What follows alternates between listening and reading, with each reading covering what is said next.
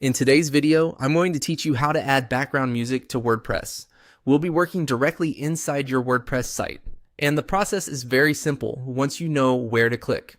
If you want to add an audio track to your page so visitors can access music or sound directly from the site, this method will help you do that using the built-in WordPress audio block. First, go to your WordPress site and open the area where you want to edit the page. Make sure you're inside the editor before moving on, because that's where you'll add the music file. If you're using the site editor, you should already be looking at your page layout and editing tools. Once you're there, look to the top left corner of the screen and click the plus icon. This is the block inserter, and it's what you use in WordPress whenever you want to add something new to a page, like text, images, videos, or in this case, audio.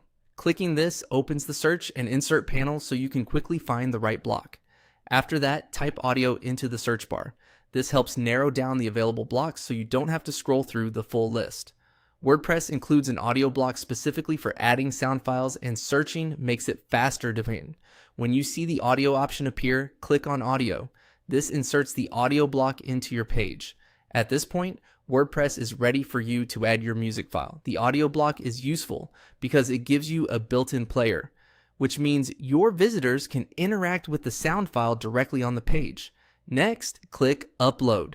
This tells WordPress that you want to add an audio file from your computer rather than choosing something already in your media library. If your file hasn't been added to WordPress yet, this is the option you'll want to use. Then select the audio file from your computer.